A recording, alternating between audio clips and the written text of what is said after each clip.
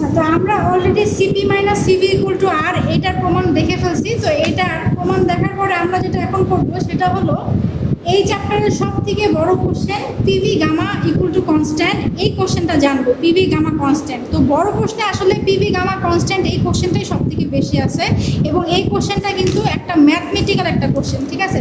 তো অবশ্যই আমার এই পিভি গামা কনস্ট্যান্টটার বিভিন্ন এলিমেন্টগুলো আমরা আগের যে সকল আমরা পড়ে আসছি, এই আপেক্ষিক তাপ থেকে শুরু করে মোলার আপেক্ষিক তাপ সিপি মাইনাস সিভি আর এখান থেকে কিছু সূত্র আমরা অবশ্যই এখানে ইনপুট করব। তো যেই সূত্রগুলো ইনপুট করব সেগুলো আমি এখানে প্রথমে কি করছি, নোট আউট করে রাখছি। তো আমি দেখাই দিই যে আসলে সূত্রগুলো কোথা থেকে আসছে। প্রথমত আমাদের একটা কোশ্চেন আছে যে আমরা যে এখানে PV gamma equal to constant বলতেছি, পিভি গামাটা আসলে কি এটা নিয়ে একটা কোশ্চেন আছে যে এই গামা তো আমরা কখনো দেখি নাই, তাহলে গামা কি সেটা আমি জানি না। তো আগে আমাদের জানা উচিত গামা কি। তার আগে আমরা বলে রাখি আমরা এর আগের ভিডিওতে CP minus CV equal to R এই প্রমাণ করে আসছি। তাহলে এই সূত্র যদি কোথাও ব্যবহার হয় আর সমান সিপি মাইনাস সিভি, তাহলে তো আমাদের কারো কোনো অবজেকশন নেই, আছে নাই।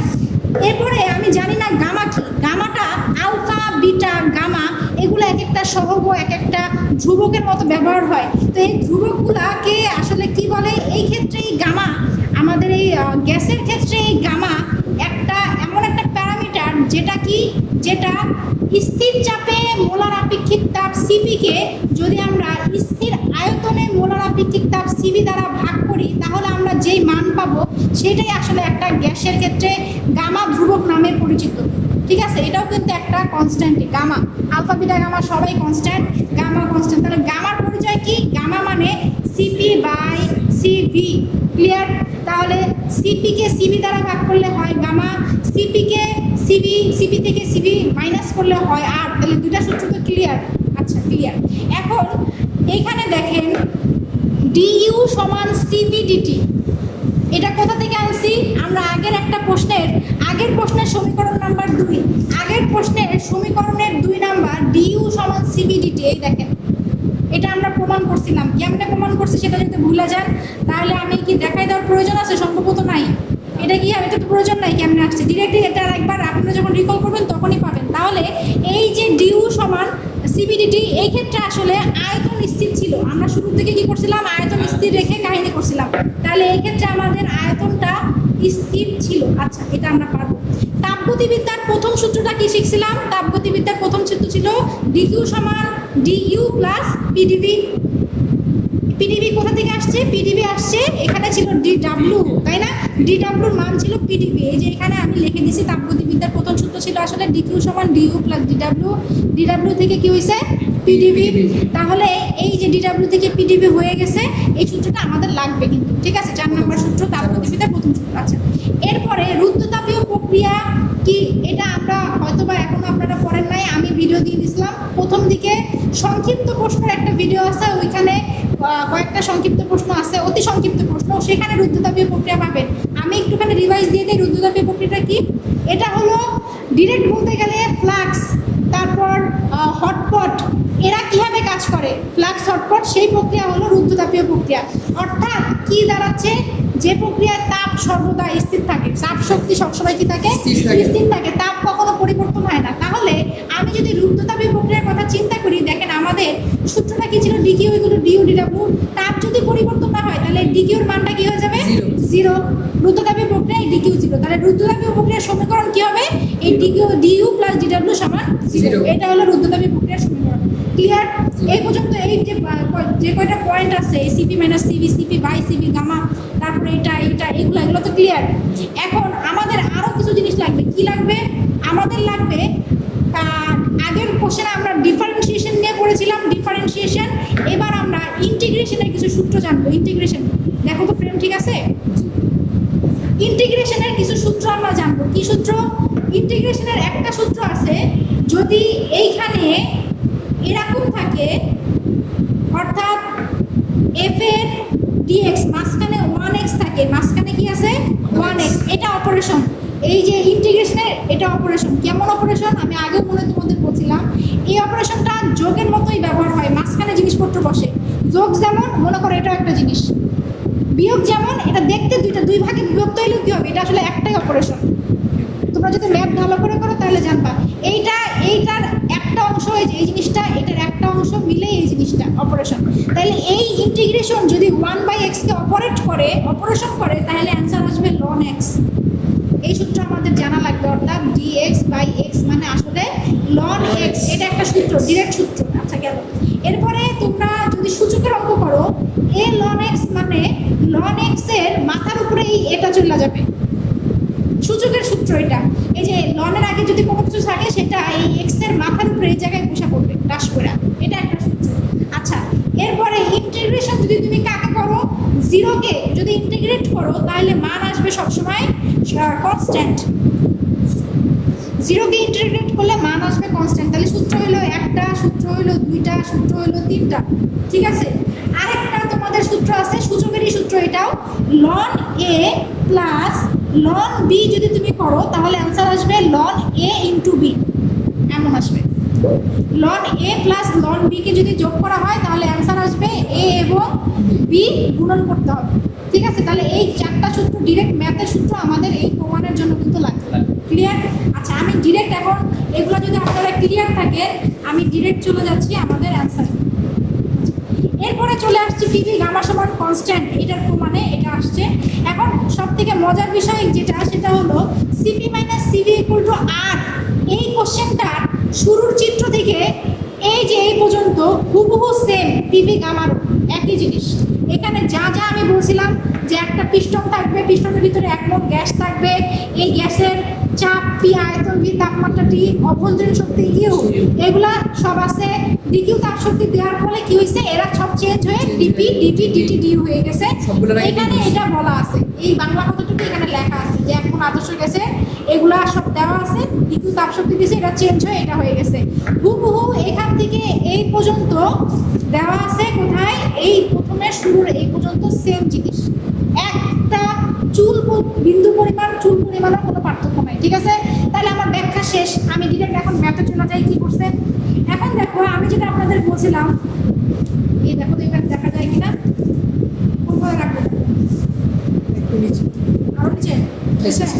আচ্ছা তাহলে দেখেন এখানে তাপগতিবিদ্যার প্রথম সূত্র অনুসারে, তাহলে আমরা তাপগতিবিদ্যার প্রথম সূত্র দেখানে কোনটা নিয়ে আসতেছি এটা দেখা যায়। তাপগতিবিদ্যার প্রথম সূত্র এই জিনিসটা কি দেওয়া আছে, আমরা জানি ডিকিউ সমান ডিইউ প্লাস পিডিভি, এটা তো আমার আসে তাই না, আসে। আচ্ছা এখন আরেকটা জিনিস তোমাদেরকে দেখায় রাখি, সেটা কি, সেটা হলো আমাদের কিন্তু পিভি গামা কনস্ট্যান্ট, এটা কোথায় প্রমাণ করতে বলছে, রুদ্ধতাপীয় প্রক্রিয়ায়। অর্থাৎ এই প্রক্রিয়ায় কিন্তু তাপটা স্থির থাকে, যেটা আমি একটু আগে বললাম, এটার কিউটা 0 থাকে। আচ্ছা তাহলে তাপগতিবিদ্যার প্রথম সূত্র অনুসারে dQ equal to dU plus PdV, 1 নম্বর সমীকরণ। আবারও প্রথমটার আগেরটার সিপি মাইনাস সিভিতে যেমন আমরা আয়তন স্থির রাখছিলাম না, এখানেও আমরা চিন্তা করলাম স্থির আয়তনের মোলার আপেক্ষিক তাপ সিভি হলে ডিইউ সমান সিভি ডিটি, এটাকে আমরা জানি কিনা, এটা কোথা থেকে আসছে, ডিইউ সমান সিভি ডিটি আগের প্রশ্নের সমীকরণ নাম্বার 2। এই যে আগের প্রশ্নের সমীকরণ নাম্বার 2 অনেক কাহিনী করে আমরা বাই করছিলাম, সিভি ডিটি সমান ডিউ বাই করছিলাম না, বাই করে ফেলছি। এখন তাহলে আমি তো চাইলেই এই ডিউ এর মানটা এখানে বসাই দিতে পারি, পারি না?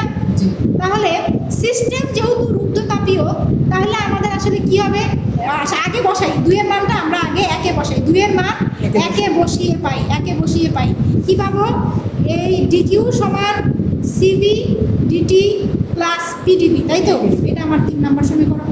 এখন সিস্টেম আমার কি, সিস্টেম আমার রুদ্ধতাপীয় হইলে আমার কি হয়, ডিকিউ এর মান 0 হয়ে যায়। তাহলে ডিকিউ এর মান 0 বসাই, তাহলে সিভি ডিটি প্লাস পিডিভি সমান 0। ক্লিয়ার? এটাই তো হবে, এটা আমরা 4 নম্বর সমীকরণ দিয়ে রেখে দিলাম। ক্লিয়ার? আচ্ছা এখন কি, এখন কাহিনী আছে, আমরা অলরেডি এটা একটু আগে আমি আরেকবার রিভাইজ দিয়েছিলাম। 1 মোল আদর্শ গ্যাসের জন্য আমরা জানি 1 মোলের আদর্শ গ্যাসের জন্য পিভি সমান এনআরটি হইতো, কিন্তু এখন হবে কি আরটি, যেহেতু এর মান আমার 1। এখন এটা আমরা কি করব, আমরা যেটা আগের ক্লাসে মানে আগের ভিডিওতে অন্তরীকরণ শিখছিলাম, সেই অন্তরীকরণ করব, অন্তরীকরণ করে পাই। আচ্ছা এখানে আরো সুন্দর করে লেখা আছে অন্তরীকরণ করে পাই টি এর সাপেক্ষে। আমরা জানি অন্তরীকরণ করলে কি হবে, ডিডিটি পিভি সমান ডিডিটি।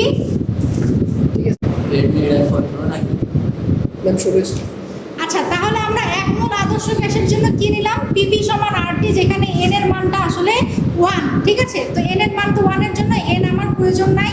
এখানে আমরা কি করব, আমরা এই পর্যায়ে এসে এটা অন্তরীকরণ করব। কিসের সাপেক্ষে অন্তরীকরণ করব, অন্তরীকরণ করি কিসের সাপেক্ষে, টি এর সাপেক্ষে। টি এর সাপেক্ষে আমরা অন্তরীকরণ করব। তো টি এর সাপেক্ষে অন্তরীকরণ করলে কি হবে, ডিডিটি অফ পিভি, আবার এই পাশেও ডিডিটি অফ আরটি।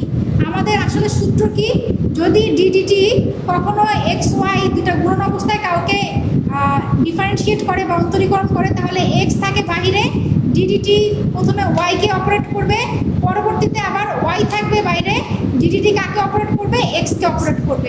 এটা হলো আমাদের মেন ডিফারেন্সিয়েশনের সূত্র। তাহলে আমরা যদি এই সিস্টেমটা এখানে আনি, তাহলে আবার কি হয়, পি বাইরে ডিভিডিটি প্লাস ভি বাইরে ডিপিডিটি, এখানে আর বাইরে ডিটি ডিটি, আবার এখানে টি বাইরে ডিআর ডিটি। তো আমরা এই পর্যন্ত রাখলাম। এখন এই যে অন্তরীকরণের একটা সূত্রের মধ্যে আরেকটা সূত্র আছে, সেটা হলো অন্তরীকরণের ভিতরে যদি কোনো কনস্ট্যান্ট, কোনো ধ্রুবক, তারপর কোনো স্থির কোনো কিছু আসে, তাহলে তাদের মান হয়ে যায় অবশ্যই জিরো। তাহলে এখানে আরটা কি, আর একটা কনস্ট্যান্ট, কি কনস্ট্যান্ট, মোলার গ্যাস ধ্রুবক, মোলার গ্যাস ধ্রুবক, মোলার গ্যাস ধ্রুবক। তাহলে এটা যদি একটা কনস্ট্যান্ট ডিআর, এটা যেহেতু কনস্ট্যান্ট, তাহলে এটার মান হয়ে যাবে আমার ধ্রুবক, কারণ ডিডিটির ভিতরে কি আছে, একটা ধ্রুবক আছে। তাহলে এই ডিডিটির ভিতরে ধ্রুবক থাকার কারণে এই পুরোটার মান কি হয়ে যাবে, জিরো। এই জিনিসটা, এই সূত্রটা অ্যাপ্লাই করে। আর এখানে আমার কোনো ধ্রুবক নাই, এখানে খালি ধ্রুবক ছিল, তাই এটার মান জিরো হয়েছে। তাহলে বাকি জিনিসগুলা সব কি থাকবে, একই জিনিস থেকে যাবে, ভিডিপি ডিটি আর ডিটি ডিটি। আচ্ছা, তাহলে পরের লাইনে কি হবে, ডিটি ডিটি ডিটি যদি বাদ দেই, তাহলে পিডিবি প্লাস ভিডিপি সমান আর ডিটি, এটা আমরা পেয়ে গেলাম। এটারে আমরা 4 পর্যন্ত হয়েছিল, 5 নম্বর সমীকরণ দিলাম। এখন আমাদের উদ্দেশ্য কি, আমাদের উদ্দেশ্য এখান থেকে ডিটির মান বের করা। ডিটির মান বের করলে কি হবে, P DV plus V DP by R, এটা আমার ডিপি এর মান আর ডিটির মান। এই ডিটির মান আমরা কেন বের করতেছি, যাতে করে আমরা এইখানে এই ডিটির মানটা বসাই দিতে পারি। আমাদের 4 নম্বরে আমরা ডিটির মান বসাবো। আচ্ছা, এটাকে 5 না দিয়ে আমরা 5 এটাকেই দিলাম, এটাই 5। তাহলে আমরা এখন কি করব, এই ডিটির মানটা 4 এ বসাবো, এটাই হলো আমাদের কাজ। তাহলে আমরা চলে যাই এখন ডিটির মান 4 এ বসাইতে। এখন দেখেন এখানে এই পর্যন্ত আনা হচ্ছে, এর পরের লাইনে এই যে 5 এর মান 4 এ বসাই পাই, এখান থেকে আমরা মান দেখায় বসাই। সিভির মান, এখানে আমার ডিটির মান বসবে প্লাস পিডিভি সমান 0। ডিটির মান কি, ডিটির মান হলো আমার পিডিভি প্লাস ভিডিপি প্লাস আর, পিডিভি প্লাস ভিডিপি প্লাস আর, এই যে পিডিভি প্লাস ভিডিপি আর। আচ্ছা, মান আমার বসানো শেষ। মান বসানোর পরে আমরা কি করব, উভয় পাশে আর দ্বারা গুণ করব, আর দ্বারা গুণ উভয় পাশে। এখন উভয় পাশে আর দ্বারা গুণ করলে কি হবে, এখানে একটা আর আসবে না, আমি পরের লাইনটা আগেই লিখি, এখানে একটা আর আসবে, এখানে একটা আর আসবে, তাই তো। এখানে আর দিয়ে গুণ করলে কি হবে, জিরোই হবে। আচ্ছা, তাহলে উভয় পাশে আর দ্বারা গুণ করার পরে আর একটা কিন্তু কাটা চলে যাবে, তাই না। তাহলে এখানে কি থাকবে, সিভি পিডিভি প্লাস ভিডিপি, আর এই পাশে কি থাকবে, পিডিভি আর এমন থাকবে। এখন আর না লিখে আমি যদি এখানে আর সমান সিপি মাইনাস সিবি লিখি, কারো কি কোনো সমস্যা হবে? তাহলে আর এর মান আমি লিখলাম সিপি মাইনাস সিবি, ঠিক আছে। এখন আমাদের কাজ কি, আমাদের কোনো কাজ নাই, নর্মাল যে গুণন সেই গুণন করে আমি এটা খুলে দিব, CV PDV plus CV VDP plus CP PDV minus. তো এখানে যেটা হলো আমাদের কি হলো, সিভির সাথে যেগুলো গুণ করা আছে সেগুলো আমরা সবগুলোকে খুলে দিলাম। আর এই যে সিপি মাইনাস সিভি, এইটা আমরা জাস্ট খুলে যে বীজগণিতিক নিয়মে গুণ করে খুলে দিচ্ছি, আর কিছু করে নেই। তো এইভাবে যখন আমরা গুণগুলোকে খুলে দেবো, খুলে দিলে কিন্তু আমরা দেখতেছি যে সিভি পিডিভি আর সিভি পিডিভি কিন্তু এখানে মিলে গেছে। তার মানে এটা কাটা, তাহলে কে কে বেঁচে আছে, CV VDP plus CP PDV, ঠিক আছে। এখন আমরা কি করব, এই পুরাটুকুকে আমরা সুন্দর করে সিভি দিয়ে ভাগ করব, সবাইকে সিভি দিয়ে ভাগ, আর কিছু করতে হবে না। এই জায়গাটা মনে রাখাটা খুবই জরুরি, না হলে আমরা ভুলে যাবো যে আসলে কোনটার পরে কি করতেছি। তাহলে সিবি দ্বারা ভাগ করলাম, CV VdP plus by CV plus CP PdV PdV by CV সমান 0 তো আছে এখানে। তাহলে সিবি সিবি কাটা, ভিডিপি আসলো এখানে। এখন তাকায় দেখেন এখানে সিপি বাই সিবি আছে, সিপি বাই সিবি মানে আসলে গামা। এই যে আমাদের নায়ক, যে নায়ক গল্পের নায়ক, সেই গল্পের নায়ক কিন্তু কি অলরেডি চলে আসছে, তাই না? এখন এই পর্যায়ে এসে আমাদের আরো কাজ আছে। কি কাজ? এখানে এসে আমরা পিভি দ্বারা ভাগ করব, পি ইন্টু ভি দ্বারা ভাগ, পিভি দ্বারা ভাগ করব। সমগ্রটাকে আমরা যদি পিভি দ্বারা ভাগ করি তাহলে কি হবে? ভিডিপি প্লাস গামা পিডিপি, সবগুলোকে আমরা পিভি দ্বারা ভাগ, পিভি দ্বারা ভাগ। তাহলে ভাগ করলে দেখেন ভিভি কাটা, এখানে কি আসলো? ডিপি বাই পি, এখানে পিপি কাটা, তাহলে গামা ডিভি বাই ভি, আর এটা তো 0ই থাকবে। ঠিক আছে, এখন আমরা যেই সূত্রগুলা অলরেডি পড়ে আসছি, কোন সূত্র? সমাকলনের সূত্র। কোথায় শিখেছিলাম? এই যে এখানে যে সমাকলনের সূত্রগুলো লিখে রাখছিলাম, এই সমাকলন করবো। এখানে লিখবো আমরা সমাকলন করি, সমাকলন করি, অর্থাৎ সমাকলনকে ইংরেজিতে বলে ইন্টিগ্রেশন করি। তাহলে ইন্টিগ্রেশন করলে কি আসবে? Integration dP P plus gamma dV V integration 0। এখন দেখেন, এখন আমাকে জিজ্ঞেস করতে পারেন যে গামার ভিতরে ইন্টিগ্রেশন কেন দিলাম? কারণ ইন্টিগ্রেশনের ভিতরে কখনো ধ্রুবক থাকে না, ধ্রুবককে নিয়ে কখনো ইন্টিগ্রেশন কাজ করে না। যেহেতু গামা একটা ধ্রুবক, আলফা বিটা সবাই এরা ধ্রুবক, এর জন্য আমরা এই ধ্রুবকটাকে ইন্টিগ্রেশনের বাইরে রাখছি। এখন আমরা ডিরেক্ট সূত্র বসাবো। কি সূত্র? এই ইন্টিগ্রেশনের ভিতরে ডিএক্স বাই এক্স থাকলে আমাদের সূত্র কি? Ln x. তাহলে এখানে আমার সূত্র কি হবে? Ln P. ঠিক আছে, এই দেখেন ইন্টিগ্রেশন ডিএক্স বাই এক্স মানে লন এক্স, তাহলে এখানে আমার সূত্র কি হবে? এক্স এর জায়গায় লন পি আছে এখানে, তাহলে এটা হবে লন পি। গামা গামার জায়গায় থাকবে ডিভি বাই ভি মানে লন ভি। আর এই যে আমি বলছিলাম ইন্টিগ্রেশনের ভিতরে কোনো শূন্য আঙ্কেল আন্টি শূন্য আসলে কি হবে? এরা সবাই কনস্ট্যান্ট হয়ে যাবে, এই যে কনস্ট্যান্ট। আচ্ছা, আর একটা সূত্র আমি বলছিলাম, এই লনের আগে কোনো কিছু আসলে এটা উপরে যায়, সহগ হয়ে যায়, তাই না? তাইলে লন পি এর এটা যেহেতু আগে আছে, তাহলে এটা ভি এর মাথায় সহগর মতো চলে যাবে, মানে পাওয়ার হিসাবে চলে যাবে, সহগ না সরি পাওয়ার হিসাবে চলে যাবে। এই যে এই সূত্র থেকে এর মাথায় লন এক্স থাকলে এই এটা যে মাথায় বসে যাবে, এটা বসে গেল, এটা আমার কনস্ট্যান্ট আছে, কনস্ট্যান্টই থাকলো। আচ্ছা, এখন কি পরেরটা? দুইটা যোগ থাকলে কি হয়? এ আর বি গুণন হয়, তাহলে আমরা লিখতে পারি না লন, এই ভিতরে দুটো গুণন হবে, পিভি গামা আসবে কিনা? লনে লন বি যদি যোগ করি তাহলে এই এ আর বি গুণন হয় লনের পাশে যে, তাহলে ln V ln V gamma আছে, তাহলে লন একসাথে রেখে পিভি গামা গুণন হয়ে যাবে। এখন কথা, লন আছে, লন কই যাবে? লনকে আমি দুই পাশে আমি এন্টি লন করব, মানে এই লনটারে এই পাশে ইনভার্স লন করে ফেলবো। তো এটা তো একটা কনস্ট্যান্টই, তাই না? এটা যদি তুমি ইনভার্স লন করো তাহলে হয়তোবা আগের কনস্ট্যান্ট আসবে না, কিন্তু নতুন আরেকটা কনস্ট্যান্টই আসবে। বুঝতে পারছো? এরপরের লাইনে আমরা এটাকে এন্টি লন করছি, মানে এন্টি লন এই পাশে যায় উল্টায় গেছে, ইনভার্স লন যেটাকে আমরা বলতেছি, কিংবা ইনভার্স লগ যেটা, এটা এই পাশে যায় ইনভার্স। তো ইনভার্স হোক আর যাই হোক, এটা তো একটা কনস্ট্যান্ট। পরেরটাও কি হয়েছে? এটা একটা কনস্ট্যান্ট থাকতো, ভালো কথা, পরেরটাও আরেকটা কনস্ট্যান্ট হয়েছে, দুইটাই কনস্ট্যান্ট। তাহলে এই যে আমার প্রমাণ পিভি গামা সমান কনস্ট্যান্ট। এই প্রমাণের আমাদের কিছুই মনে রাখা, এগুলো আমরা পারবো, কিন্তু আমাদের মনে রাখতে হবে প্রথমে আমরা কি করছি? প্রথমে আমরা আর দ্বারা গুণ দিছি, পরে আমরা আর এর মান সিপি মাইনাস সিবি বসাইছি, এরপরে আমরা সিবি দ্বারা ভাগ করছি, তারপরে সিপি বাই সিবি সমান গামা বসাইছি, এরপরে আমরা পিভি দ্বারা ভাগ করছি। একটা, দুইটা, তিনটা, চারটা, পাঁচটা, এই পাঁচটা স্টেপ তোমাকে মুখস্থ রাখা লাগবে যে কোনটার পরে কোনটা করছি। যেহেতু এটা অনেক একটা বড় একটা জিনিস, যদি তুমি একটা স্টেপ ভুলে যাও তাহলে তোমার এটা মিলবে না, আর না মিললে এই পর্যন্ত না আসলে আমাদের কাহিনী শেষ।